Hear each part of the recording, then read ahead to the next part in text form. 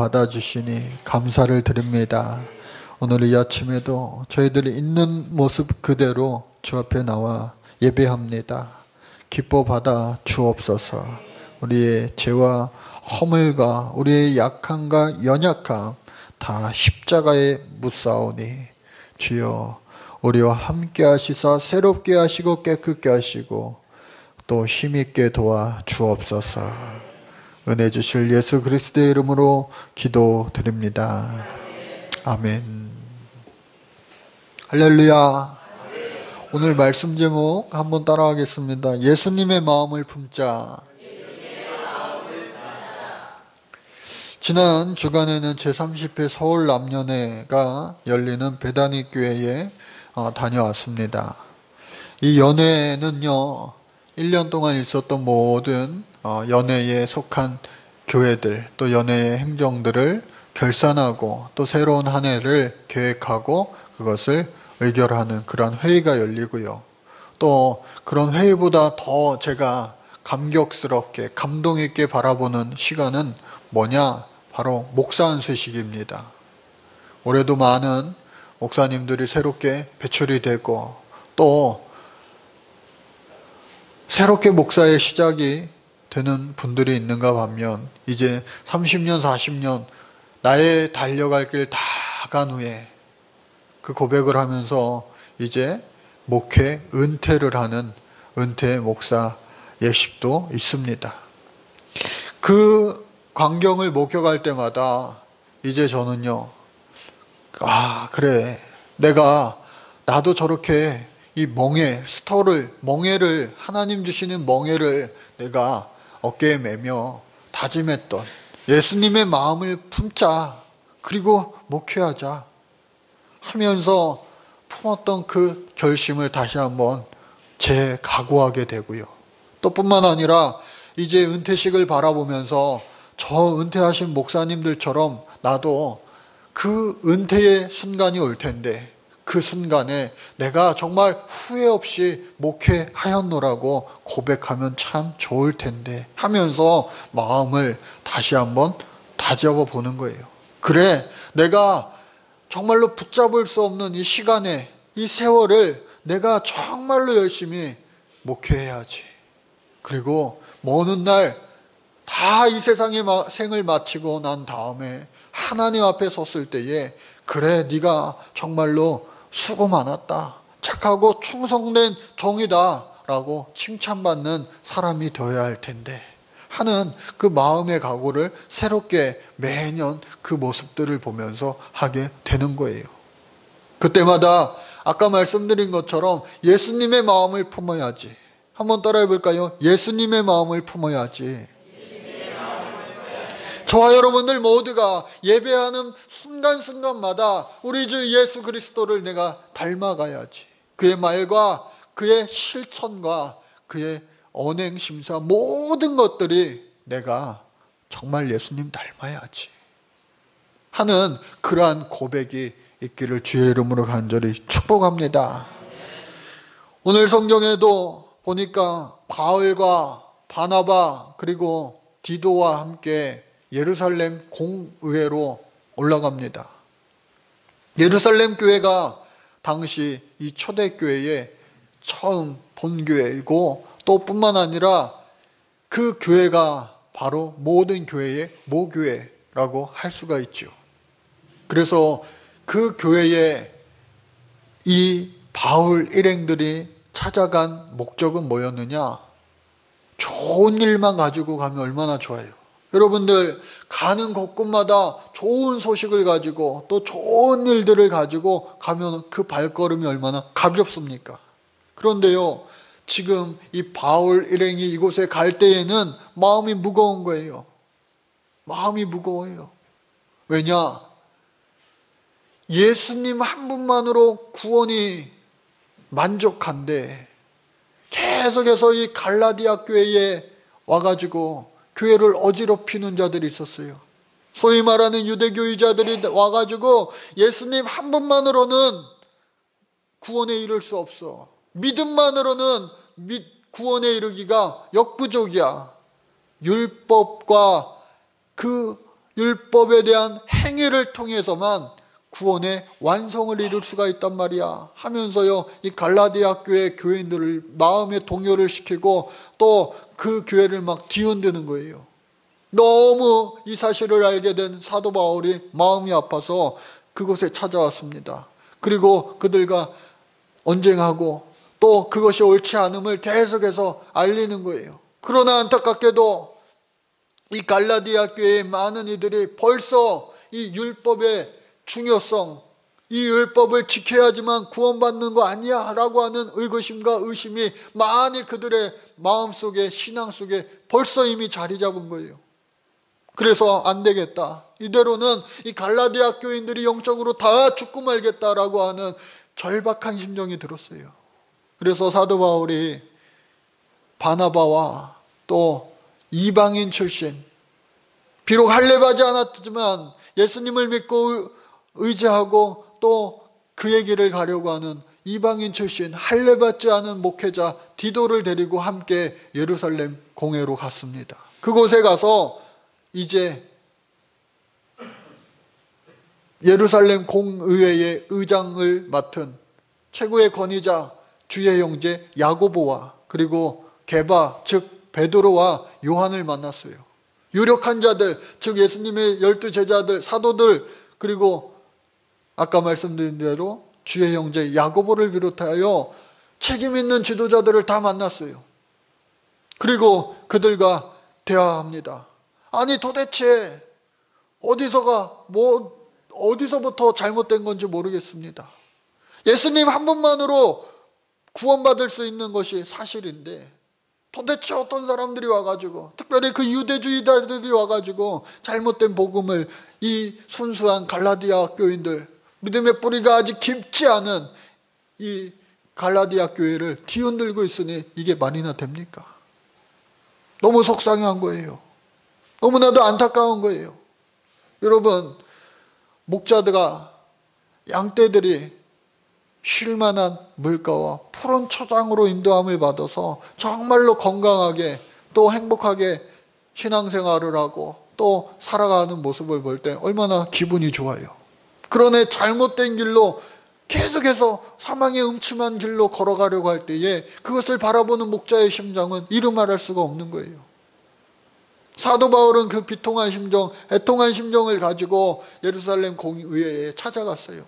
도대체 이게 어떻게 된 일이냐?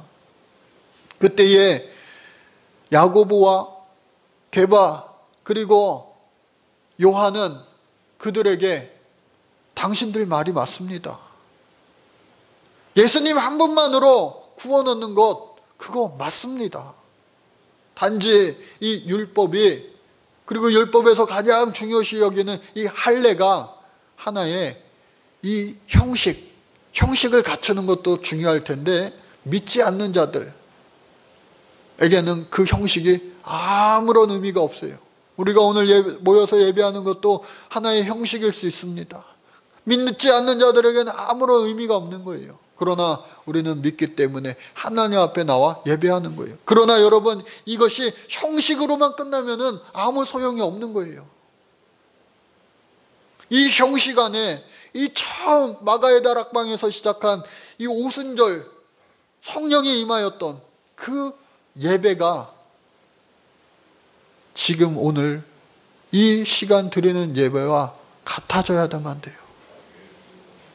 신령과 진정으로 우리가 예배할 때 하나님은 그 예배를 기뻐 받으신다 라고 하는 사실을 우리는 너무나도 잘 알고 있어요. 그런데 그것을 알고는 있지만, 처음에는 그렇게 예배한 적이 있지만 어느 순간 이 의미가 퇴색되어지고 사라되어지고 결국은 이 형식만 남아있다면 이 예배가 아무 소용이 없다고 하는 거예요. 아무 소용이 없어요.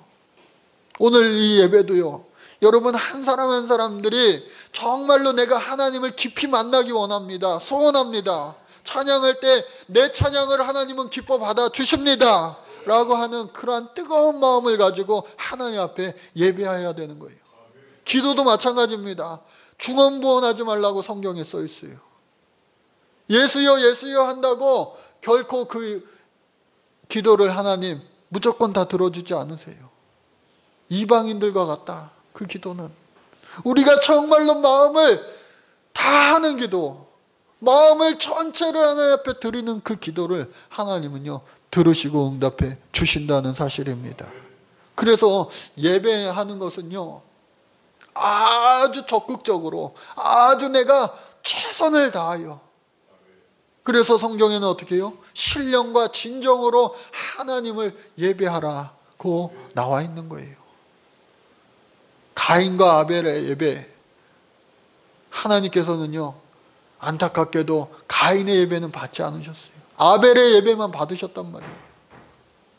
우리가 예배하는 이 시간마다, 이 주일마다 정말로 살아계신 하나님이 기뻐 받으실 만한 그 예배를 드릴 수 있는 예배자가 저와 여러분들, 우리 모두가 되어주시기를 간절히 바랍니다. 그래서 이 사도 바울은 정말로 애타는 마음을 가지고 복음을 전하였고, 그 표현대로 내가 다름질했다. 다름질이라고 하는 거 뭐예요? 달리기 하는 선수가 열심히 막 달려가는 거예요. 저 결승점을 향하여 마지막 그 인생이 다할 때까지 최선을 다하여 뛰어가는 거예요. 그런데 잘못된 복음으로 인하여 나의 양떼들이 사망의 길로 접어들까 봐 너무나도 안타까운 거예요.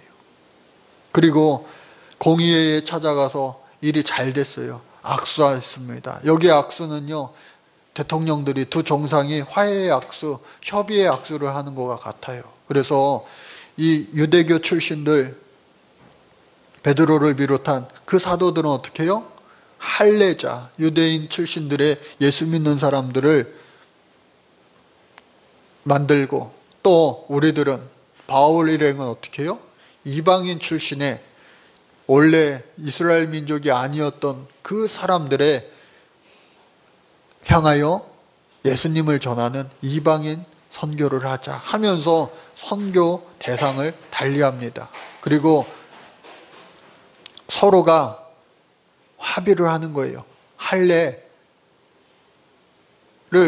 받는 것도 좋지만 할례를 꼭 받지 않아도 어떻게 해요? 구원받을 수 있다라는 것을 악수로 확인한 거예요. 할례뿐만 아니라 여러 가지 많은 것들이 있어요. 음식부터 시작해가지고요. 여러 가지 율법들이 있는데 그 율법으로 말미암아 구원받으면 예수의 십자가 피공로가 필요가 없다는 거예요. 그리고 그 율법으로 구원받을 사람은 이 세상에 한 사람도 존재할 수 없다라고 하는 거예요.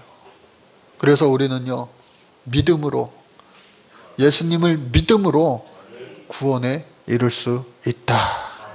그런데요 여러분, 세례를 받아야 됩니까? 말아야 됩니까? 세례를 받아야 돼요? 말아야 돼요?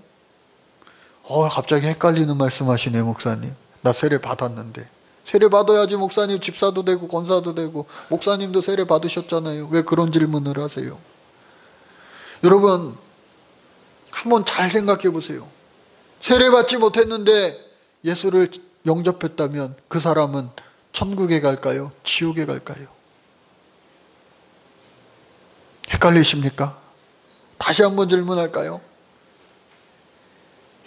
예수님을 영접한 사람이 있어요. 그런데 기회가 되지 않아서 이 병상세례, 임종세례도 받지 못하고 세례 받지 못한 채로 하나님 곁으로 갔다고 생각을 해보세요. 그러면은 그 영혼은 천국에 갑니까? 세례 받지 못했으니까 너는 지옥에 갑니까? 그렇다면 다른 질문을 드려보겠습니다. 세례를 받았어요. 제가 군대 가서 세례식을 여러 번 했는데 논산훈련소 가가지고 한 번 할 때 많은 장병들이 하면 3,000명 이상도 한꺼번에 세례를 해요. 그곳에 가면요 목사님 한 명당 100명 이상씩 세례를 주고 오는 거예요.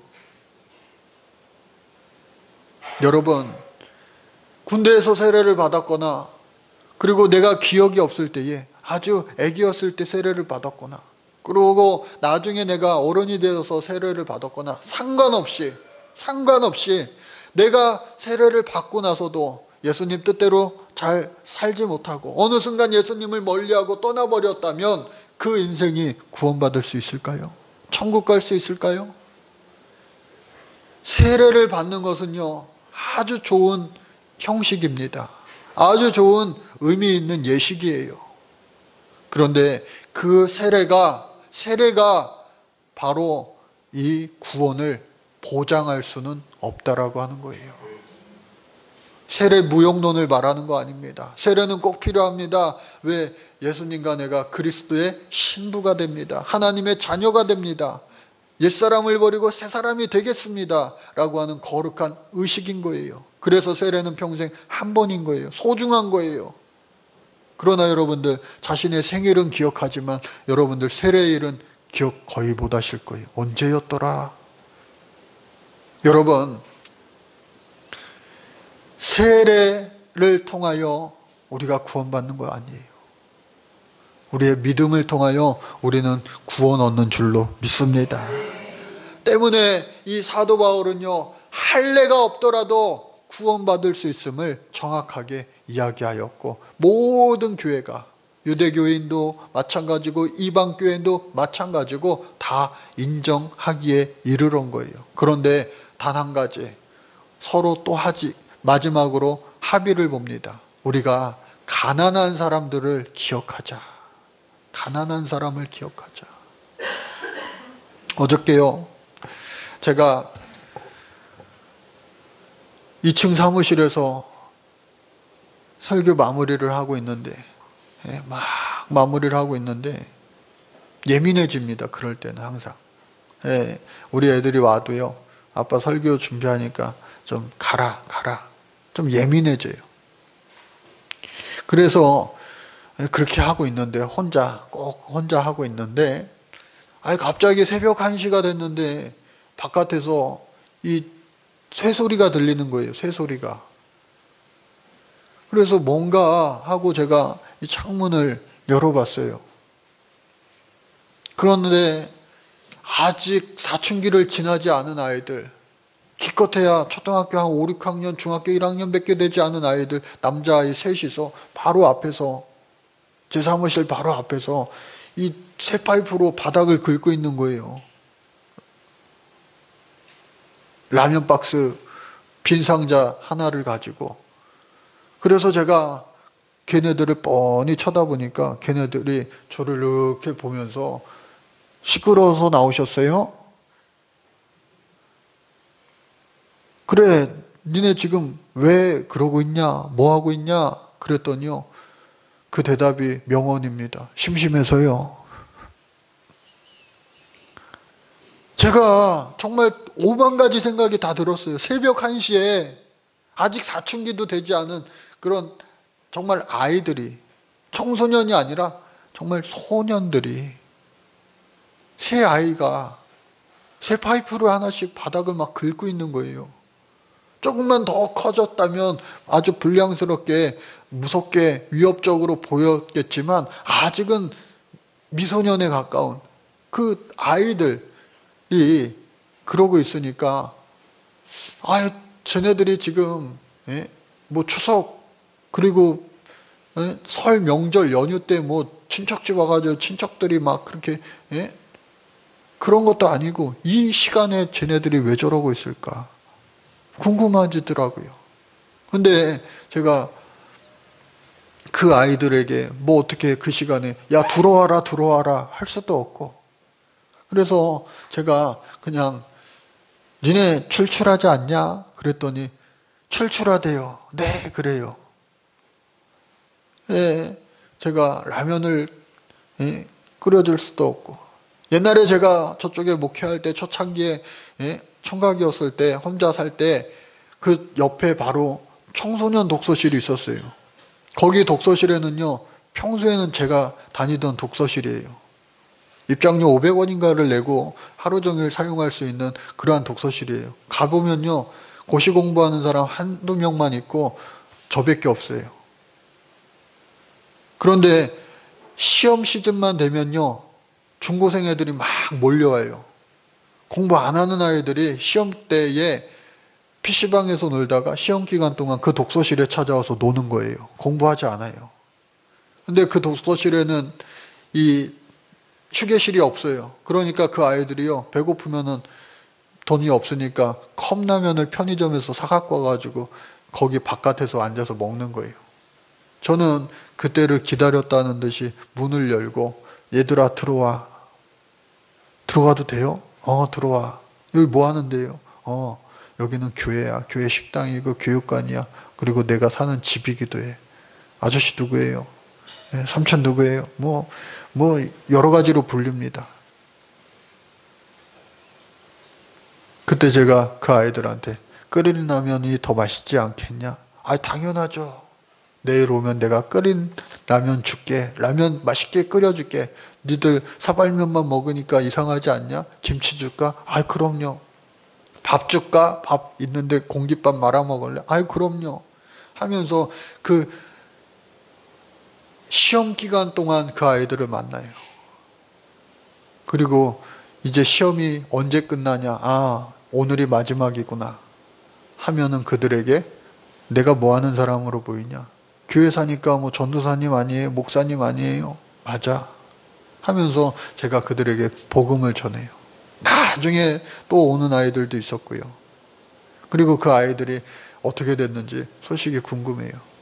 문득 그 아이들도 생각이 났어요. 근데 지금 이 조그만 아이들, 초코파이 하나씩을 던져줄 수밖에 없었어요. 그 새벽 1시에 옛날처럼 들어와, 라면 끓여줄게. 그 말이 참 안 나오더라고요.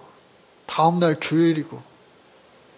그래서 제가 그 아이들을 초코파이를 하나씩 이렇게, 야, 내가 내려가서 주면 좋은데 나도 막 힘들었어요.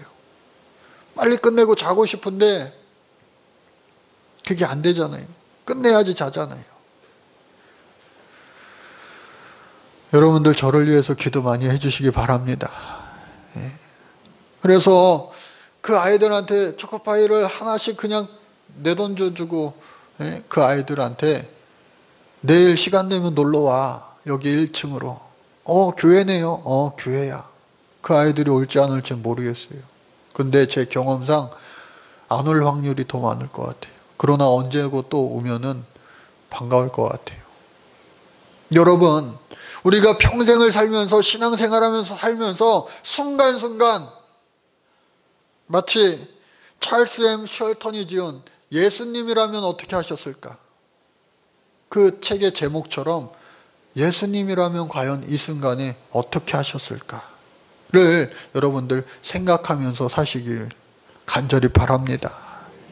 내가 신앙생활 하니까, 내가 예수 믿으니까 그냥 내 여전히 습관대로, 내 생각대로, 내 생활 패턴대로 그냥 살아가는 것이 아니라 지금 만난 이 순간, 이 상황을 예수님이라면 과연 어떻게 하셨을까? 잠시 잠깐이라도 생각해 보는 거예요. 특별히 우리 예수 믿는 사람들은 예수님처럼 연약한 자에게, 또 가난한 자에게, 소외된 자에게 항상 관심을 가지라. 그들을 말로만 더웁게 하라, 따뜻하게 하라, 배부르게 하라, 말로만 하지 말라고 하셨어요. 그러나 우리도요, 살아가다 보면 한계가 있어요. 한계. 아까 말씀드린 것처럼 옛날에 제가 애들한테 라면 끓여주고 막 하면 애들이요, 중고생 애들이 막 10명씩 막 들어와요. 꽉 차요. 그럼 그 아이들 라면 끓여주고 또 밥 해주고 하는 게 즐거웠어요. 그리고 딱 봐가지고요, 말 좀 들을 만한 애들, 똑똑한 애들, 설거지도요, 미련한 애들은 못해요. 하고 나면요, 또 해야 돼요. 좀 잘할 만한 애들한테 나랑 같이 설거지 할래? 그러면은 설거지 같이 하면요, 재밌어요. 설거지 하면서도 이야기하고. 그렇게 하고 또 김치볶음밥도 해주고, 맨날 라면 먹으면 이상하니까. 그리고 어느 순간 삼겹살도 애들이랑 같이 구워 먹고 다 치우고 하는 게 즐겁고 낙이었는데, 어느 순간요, 그게 겁이 나요. 이 많은 애들을 삼겹살을 해주면은 이거 어떻게 다 치우나? 이 애들을 라면을 끓여주면은 이거 설거지 엄청 나올 텐데, 그래서 요즘에는요, 저도 일회용 막 젓가락을 나눠주기도 하고 막 그래요. 겁이 나더라고요. 오늘 말씀의 제목이 뭐예요? 예수님의 마음을 품자. 여러분, 우리가 처음에는 안 그랬는데 계속해서 하다 보면은 어느 순간 이것이 형식으로, 아무런 의미가 없는 형식으로 끝날 때가 참 많이 있어요. 우리 교회가 이제 14년 됐는데 우리 교회에 임직식이 여러 번 있었습니다.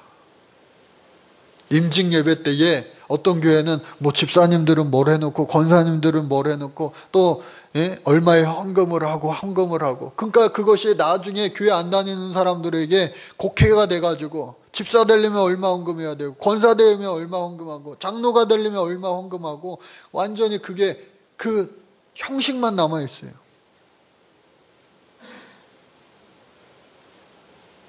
그래서 우리 교회는요 그런 거 정하지 않았어요.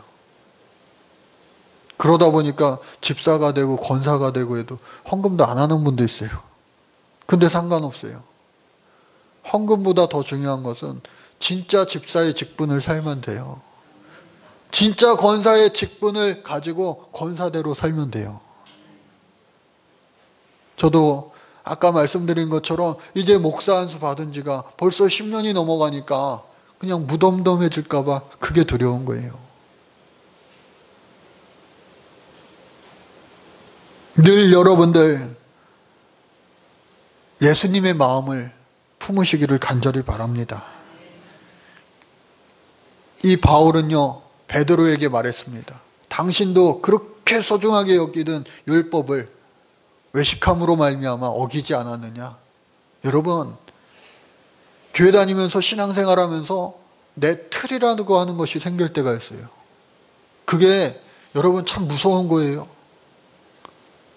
좋은 의미로는 나는 주일 예배만큼은 목숨 걸고 지켜야지.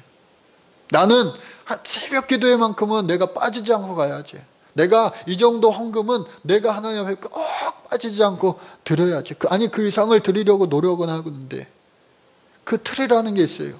너무나도 귀하고 감사하죠. 그러나 그 틀이 어느 순간 형식만 남았을 때에 그렇게 하지 못하는 다른 사람들을요 내가 어느 순간 평가하게 돼요. 저 사람은 왜 이만큼 못하지? 집사 정도 됐으면 이만큼 해야 되는데, 권사 정도 됐으면 이만큼 해야 되는데 왜 그렇게 못하지? 그 잣대가 되기가 쉬운 거예요. 그래서 여러분, 주님 안에서 언제나 율법, 행위 중요하지요. 그러나 그보다도 더 중요한 것, 그것을 잊게 하는 것이 바로 변함없는 주님을 향한 우리의 믿음이 되시기를 간절히 바랍니다. 그래서 이 누구도, 베드로도 또 그 누구도, 사도 바울 자신도 행위로는요, 율법으로는요 구원에 이를 수 없음을 그는 고백한 거예요. 16절의 말씀에 보니까요, 사람이 이렇게 되는 것은 율법의 행위로 말미암음이 아니요 오직 예수 그리스도를 믿음으로 말미암는 줄 알므로 우리도 그리스도 예수를 믿나니 이는 우리가 율법의 행위로서가 아니고 그리스도를 믿음으로써 의롭다함을 얻으려 함이라. 율법의 행위로서는 의롭다함을 얻을 육체가 없느니라. 한 사람도 없는 거예요. 한 사람도. 이제 마지막 말씀 20절 말씀에 보니까 너무나도 유명한 그 말씀이죠. 이 말씀을 저와 여러분들 이 마음에 새기고 신앙생활 했으면 좋겠어요. 우리 한번 같이 읽어볼까요? 시작. 내가 그리스도와 함께 십자가에 못 박혔나니 그런즉 이제는 내가 사는 것이 아니요 오직 내 안에 그리스도께서 사는 것이라. 이제 내가 육체 가운데 사는 것은 나를 사랑하사 나를 위하여 자기 자신을 버리신 하나님의 아들을 믿는 믿음 안에서 사는 것이라. 여러분, 옛사람이, 옛 자아가 다 죽어 없어지고 내 안에 오직 예수 그리스도만 사시어 나를 통하여 마음껏 일하실 수 있는 우리 주님의 기쁜 마음이 될 수 있도록 우리가 한번 살아봤으면 좋겠어요. 순간순간. 그리고 어떠한 상황을, 어떠한 환경을 만나든지 간에 예수님이라면 어떻게 하셨을까 하는 그 기도를 통하여 주님 주시는 응답을 그대로 행하며 살아갈 수 있는 우리가 되어주시기를 간절히 바랍니다. 내가 하나님의 은혜를 패하지 아니하노니 만일 의롭게 되는 것이 율법으로 말미암으면 그리스도께서 헛되이 죽으셨느니라. 그리스도의 죽음이 헛되면 안 되잖아요. 저와 여러분들 모두가 할 수 없는 환경이 있다 할지라도 환경을 뛰어넘게 하시는 우리 주님, 성령님과 함께 무슨 일이든지 능히 해낼 수 있는 진짜 그리스도인, 진짜 하나님의 자녀들, 저와 여러분들이 되시기를 주의 이름으로 간절히 축복합니다. 예수 그리스도의 마음을 품고 저희들 신앙생활 할 수 있도록 축복하여 주옵소서. 이보다도 큰 축복이 없음을 기억하고 알게 하시고 깨닫게 하시고 이와 같이 신앙생활을 할 수 있도록 도와 주옵소서. 예수님의 이름으로 기도드립니다. 아멘. 우리 같이